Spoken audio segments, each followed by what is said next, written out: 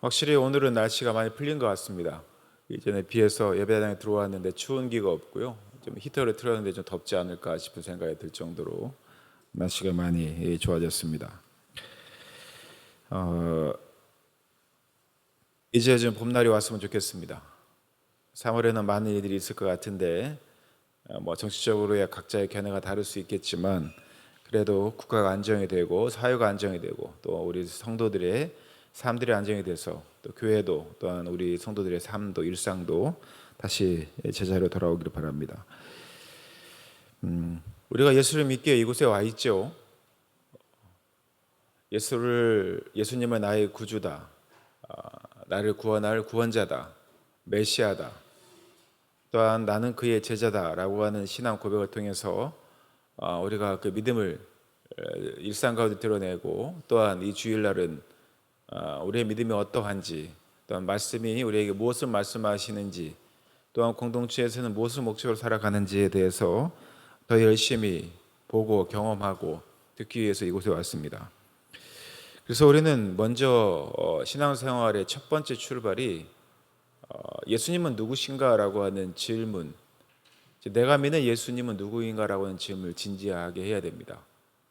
왜냐하면 우리가 예수님의 제자 또 하나님의 아들, 딸이라고 하는 그 표현은 내가 예수님의 어떠한 부분을 따르는 이인가라고 하는 것을 전제로 하기 때문입니다. 내가 예수님의 제자다, 제자도, 제자의 삶에 대한 이야기, 내 일상에서 어떻게 하면 예수님의 말씀에 순종하여 살까라고 이야기할 때 그 예수님, 내가 믿는 예수님이 누구인지를 전혀 알지 못하면 우리는 모든 것에 기준을 세우기가 힘듭니다. 신앙생활 하다 보면 많이 혼란스러울 때가 있죠. 어떻게 하는 게 맞습니까? 그래서 그와 관련된 책도 있죠. 예수님이라면 어떻게 하실 것인가? 라는 질문을 매번 우리 일상 가운데 질문을 하고 또한 신앙의 선배들의 삶들을 또 적적으로 보면서 그들은 이렇게 살았구나. 이러한 환경에서 이러한 선택의 갈림길에서 이러한 것들을 결정하고 살았구나라는 것들을 귀감 또는 좋은 예로 또한 예수님께서 그렇게 살았다라고 하는 원론적인 부분들을 재확인하면서 우리의 신앙을 점검하고 또한 살아가는 게 맞습니다. 그래서 우리는 예수님이 누구이신가라고 하는 그 질문을 좀 어려운 말로 기독론 또는 그리스도론이라고 합니다. 조직 신학에는 여러 가지 구분이 있는데요. 이것은 성경에서 말하는 그리스도인들의 신앙의 모습들을 학문적으로 다룬 것을 신학이라고 이야기를 합니다. 신학 중에 조금 더 내밀하게 학문적으로 다룬 것들을 조직신학으로 이야기하는데요. 이 조직신학에는 예를 들어 신론, 기독론, 즉 그리스도론. 그러니까 신론은 하나님은 누구신가라는 질문이고 기독론, 그리스도론은 예수님은 누구신가? 성령론, 성령이란 무엇인가? 죄론은 우리의 죄는 어떻게 우리에게 인식이 되어지는가? 성경은 어떻게 말하는가? 또는 인간론, 성경은 인간에 대해서 어떻게 규정하고 있는가? 이러한 부분들을 학문적으로 세세하게 성경 본문과 인간의 철학적 사고를 함께 연결하여서 신학으로 만든 것이 우리가 말하는 신학이라는 것입니다.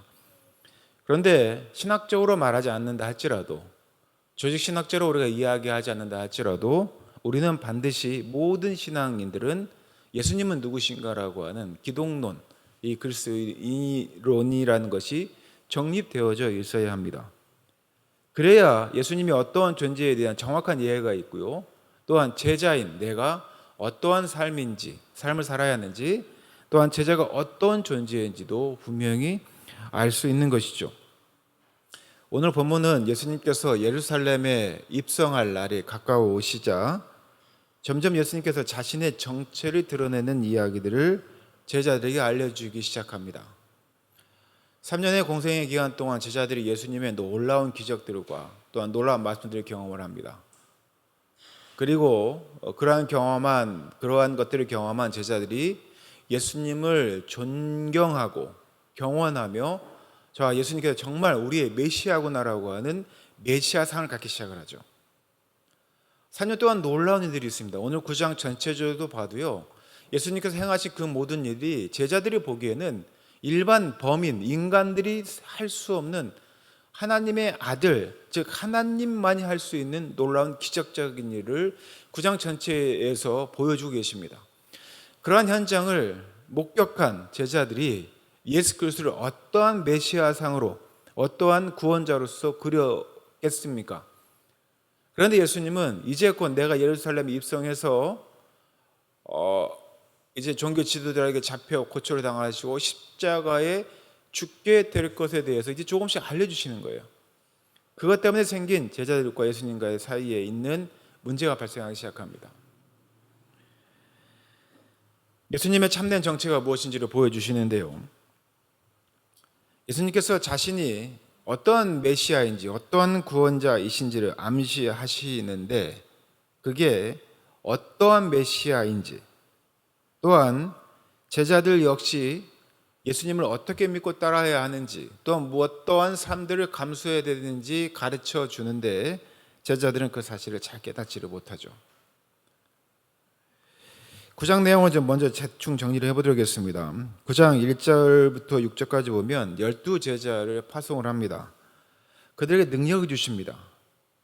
자, 예수님을 따르던 제자들이 예수님께서 능력을 행하시는 모습만 보다가 이제 예수님께서 제자들에게 능력을 주시고 파송을 했는데 제자들이 가는 현장에 예수님과 같은 능력이 나타나기 시작하는 겁니다. 그러면 이 제자들의 마음이 어떻겠어요? 본인 스스로도 내가 능력의 종이 되었구나라고 하는 자부심이 있었겠지만 나에게 능력이 주신 예수님의 메시아상이 더 확고해졌겠죠. 그렇지 않겠습니까? 나에게 능력이 주신 주님이 내가 아무것도 아닌 사람인데 나에게 능력이 주신 주님은 정말 어떠한 분일까라는 궁금증과 함께 큰 상들이 그려졌을 거예요. 그러한 일들이 벌어지니까 그 당시 이 유대 지역을 통치했던 헤로드 왕이 당혹하기 시작합니다. 예수라고 하는 젊은 청년 하나를 예의주시하고 있었는데 그 예수님뿐만 아니라 그의 제자들까지 능력을 행하고 있고 또한 유대 지역, 예루살렘 지역에 많은 이제 사건 사고들이 벌어지기 시작하는 거예요. 헤롯이 당혹을 하기 시작합니다.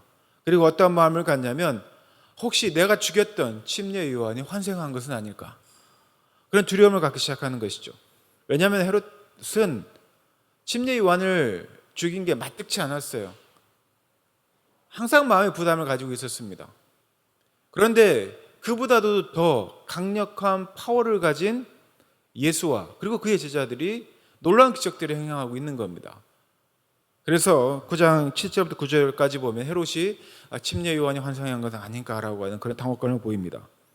그리고 10절부터 17절까지는 우리가 잘 아는 오병이어의 기적, 물고기 2마리와 떡 5개로 5,000명을 먹이고 12광지를 남긴 그런 역사를 일으킵니다. 우리 일상에서 이런 역사들이 있었다고 생각해 보십시오. 예수님께서 그러한 일들을 벌이셨다는 그 이유 하나만으로도 따르던 사람들과 제자들은 예수 그리스도를 이분이 정말 하나님이시구나, 하나님의 능력을 갖고 계신 분이구나 라고 하는 그 능력을 의심하지 않았을 겁니다. 그리고 오늘 본문 9장 18절부터 25절까지 또 27절까지의 말씀이 있습니다. 그를 바라보는 눈빛이 달라진 예수 그리스도께서 제자들의 눈빛이 달라진 것을 보고 그들에게 묻죠. 야, 세상 사람들은 나를 뭐라고 하느냐? 그랬더니 제자들이 듣기를 침례 요한이 환생한 것 같다. 엘리야가 능력의 종, 능력의 선지자 엘리야가 현현한 것 같다. 이런 이야기를 합니다. 이렇게 얘기를 하니 또 제자들에게 묻죠. 그럼 너희들은 나이가 누구인 것 같냐? 베드로가 아주 전형적인 그리고 확실한 신앙 고백을 하죠. 주님은 하나님의 그리스도이십니다. 하나님이 보내신 메시아입니다. 주는 그리스도시요 살아계신 하나님의 아들이십니다라고 하는 우리의 신앙 고백의 근간이 되는 고백을 합니다. 베드로의 고백은 틀린 고백이 아닙니다. 주님은 하나님의 아들이요 하나님의 권능을 가진 자이고 우리가 기다리고 있는 그리스도 메시아 즉 구원자이십니다라는 고백을 하죠. 그 이후에 베드로와 그의 제자들이 확신하는 예수님은 정말 메시아구나라고 확신하는 사건이 9장 28절부터 36절까지 나옵니다. 이게 변화산 사건입니다. 변화산에 제자들과 함께 기도하러 갔을 때 예수님이 영광의 몸으로 변모하는 모습을 보게 되죠. 실제로 우리가 병자를 고치고 오병이의 기적을 베풀고 강력한 말씀을 전하시는 예수님만으로도 충분히 그를 신뢰하고 그가 메시아이고 우리가 대망하던 그런 구원자라고 확신하고 있는데, 제자들은 눈앞에, 특히 베드로 눈앞에서 예수님께서 하나님의 광채를 가지시는 모습을 보게 되는 거예요. 그리고 9장 37절부터 45절까지 보면 귀신 들린 아이를 또 치유하는 장면이 나옵니다. 자, 이 9장의 전체의 내용을 보면 베드로를 비롯한 제자들이 예수님 어떻게 생각했겠습니까? 우리가 지금 얘기하는 예수님은 메시아요 그리스도시오라고 하는 이 메시아상이 십자가에 달려 죽으실, 아무 죄가 없지만 유대 관원들과 로마에 의해서 고초를 당하고 채찍을 맞고 가시 면류관을 쓰고 결국에는 십자가에 매달려 허무하게 죽는 그러한 메시아, 그런 그리스도는 상상하지 못했을 겁니다. 그들이 상상하는 메시아는 어떤 메시아였겠습니까?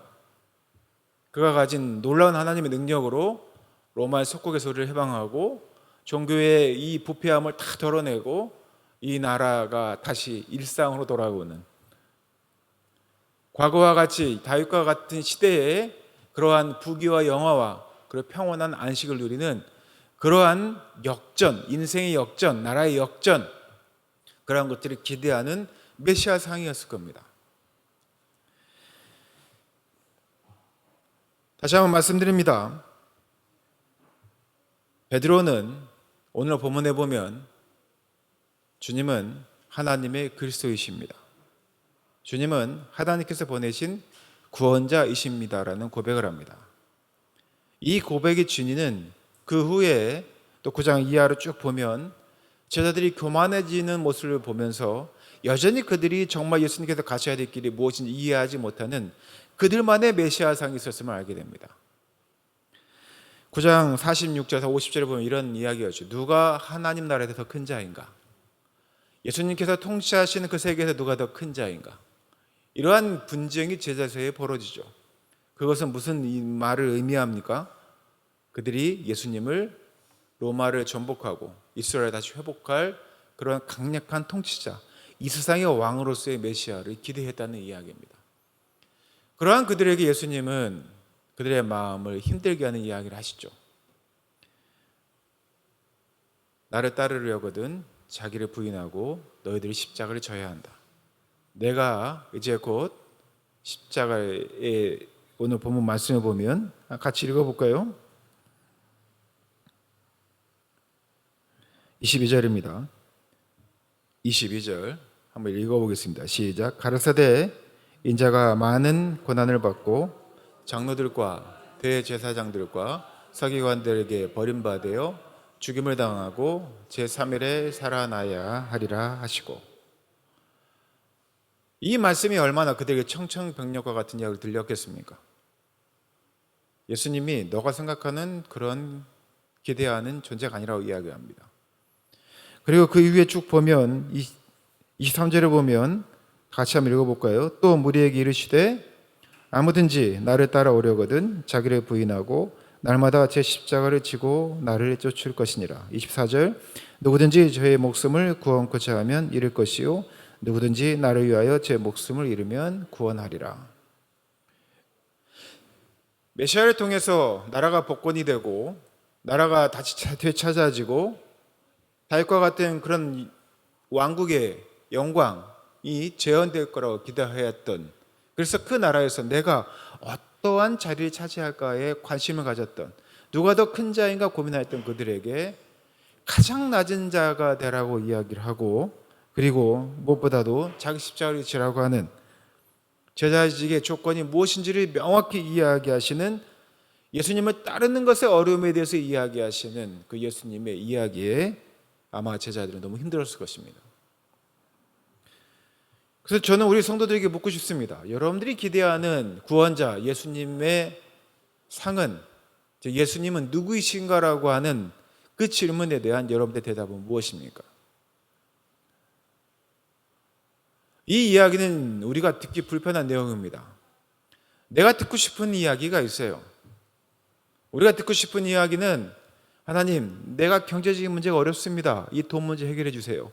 내 건강의 문제가 정말 어렵습니다. 내 건강만 해결해 주세요. 내가 사회적으로 하는 일자리가 너무 힘들고 어렵습니다. 이게 대박나게 해주세요.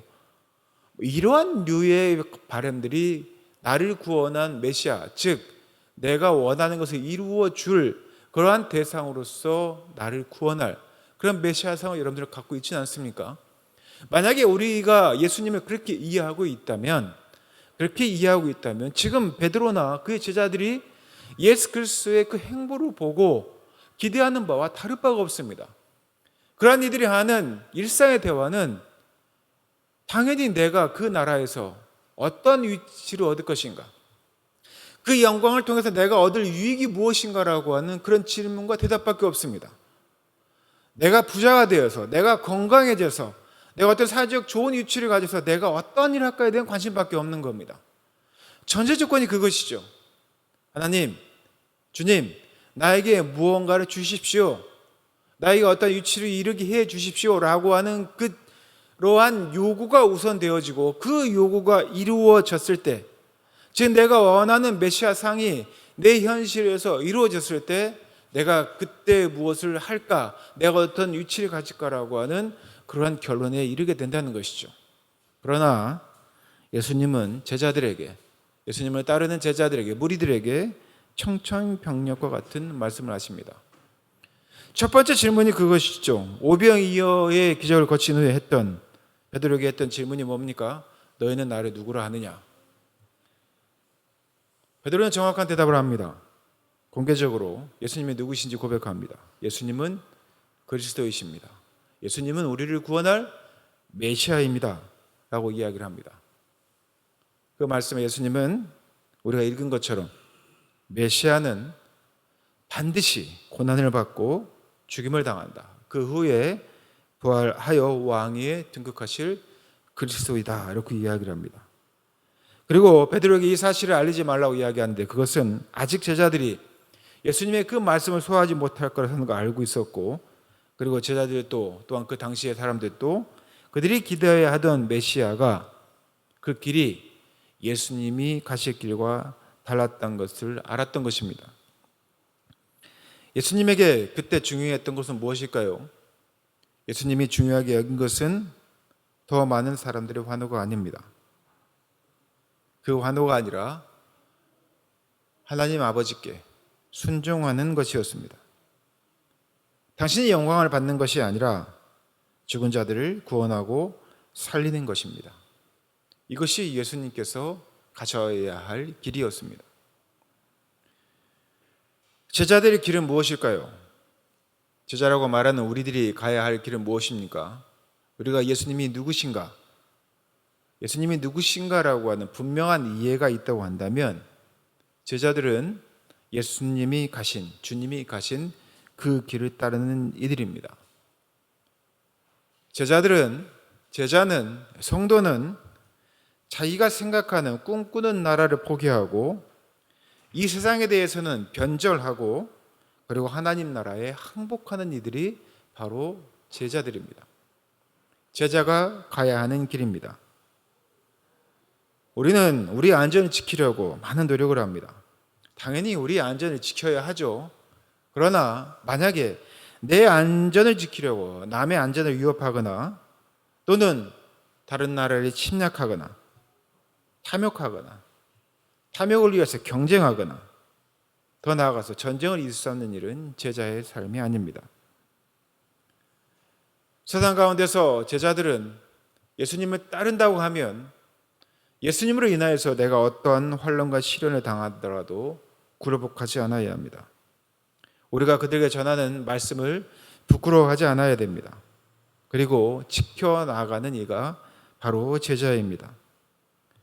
사라질 이 땅의 영광을 움켜쥐려고 애쓰는 이들이 아니라 주님만이, 또한 십자가를 지는 삶만이, 나를 부인하고 주님을 따르는 것만이 유일한 생명의 길임을 우리 일상 가운데 증명하는 이들이 바로 제자의 삶인 것입니다.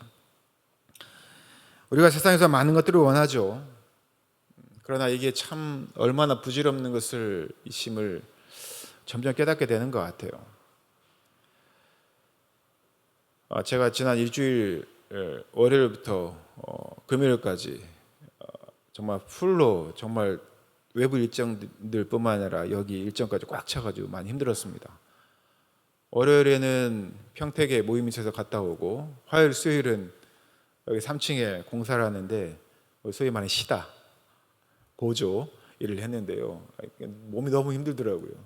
천정에 뭐 텍스나인데 뭐 한다고 됐는데 계속 손을 들고, 우리 이제 황현승 원사님 천정 도배할 때 되게 힘들겠다 하는 생각을 제가 도와주며 일을 했는데, 천정에 계속 벌서는 듯한 느낌으로 또 부자재 옮기고 막 하는데 이틀 동안 그 일에 도움을 드렸어요. 그리고 목요일 금요일은 또 1회 마지막 모임이 있어서 1박 2일로 가서 또 이제 이 머리 에너지 막 쓰고 왔더니 금요일날 밤에 왔더니 너무 힘든 거예요. 저도 이제 왜 이렇게 힘들지? 라고 생각했더니 죄송합니다만 저도 어느덧 50대 중반이 되었더라고요. 체력이라는 게 20대 때 다르고 30대 다르고 40대 다르고 50대 때 다르구나. 내가 그렇게 자신했던 건강, 체력이 이렇게 시간이 흐르고 세월이 흐르면 참 힘들구나. 내가 노력해서 되는 것도 있지만 인간이 할 수 없는 일도 분명히 있구나 하는 것들을 이번 일주일 동안 타이트한 시간을 보내면서 제 체력의 한계를 느꼈습니다. 건강을 잃으신 분들은 더 그러한 마음들이 더 크실 겁니다. 재무도 마찬가지입니다. 돈이 많으면 좋겠다고 이야기하지만 우리가 죽음 앞에서는 아무것도 내 손에 옮겨질 것이 없다는 것을 압니다. 그래서 우리는 삶이 여물어 갈수록 내 인생의 가치에 가장 무엇을 앞에 두었는지를 고민하게 되는 겁니다. 하나님 앞에 섰을 때 내가 어떻게 하면 부끄럽지 않을까? 하나님 앞에 설 뿐만 아니라 내 자녀들, 내 지인들에게, 내 사람들에게 나는 어떤 부끄럽지 않은 삶을 살아갈 수 있을까?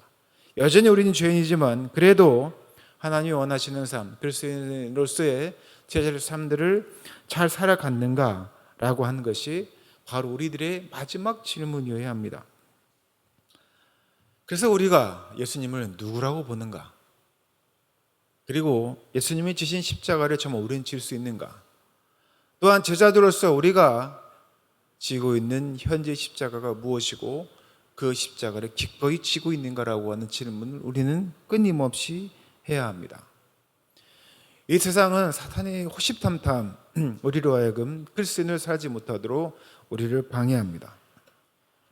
그래서 우리가 이 세상에서의 삶은, 예수님을 따르는 그 삶을 살아가야 하는 이 세상의 삶은 십자가를 지는 삶입니다. 십자가를 지고 주를 따른다는 것입니다. 제자들처럼 누가 높은지를 두고 다투는 것이 아니라, 그런 이들에게 이 어린아이와 같이 되지 아니하면 하나님 나라에 들어가지 못한다는 것, 즉 이 세상에서, 이 공동체 안에서 우리가 겸손해지지 아니하면 아주 어린아이, 아무것도 못하는 그 어린아이를 내가 진심으로 영접하는 자가 되지 못하면, 세상의 모든 사람들 중에 가장 낮은 자가 되려고 노력하지 아니하면 우리는 사탄의 하수인이 될 것이다. 이렇게 얘기하는 것, 경고하는 것이 바로 오늘 예수님께서 제자들에게 말하는 것입니다. 예수님을 따르는 삶, 제자의 삶을 따르는 것, 그리고 십자가를 따르는 것, 자기를 부인하고 십자가를 지는 삶을 살아갈 때 그 하나님 나라의 본래의 모습이 드러나게 됩니다. 교회 안에서 겸손해질 때, 여러분들 가정 안에서 겸손해질 때, 여러분들이 살아가는 세상에서 가장 낮은 자의 삶을 살아갈 때 하나님 나라의 치유를, 또한 관계의 회복을 우리는 경험하게 될 것입니다. 얼마나 억울하고 분한 게 많습니까?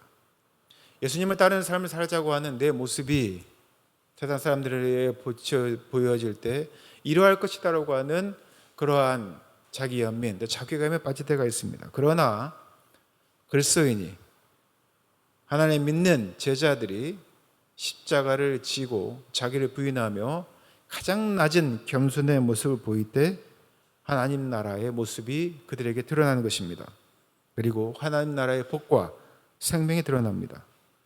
낮은 자가 되는 것, 어린 아이를 영접하는 것, 예수님을 영접하지 않고 부인하였던 사마리아 사람조차도 그들을 대접하는 것, 나를 적대하고 나를 공격하는 원수된 자들조차도 사랑하는 것, 그것이 바로 십자가의 길입니다.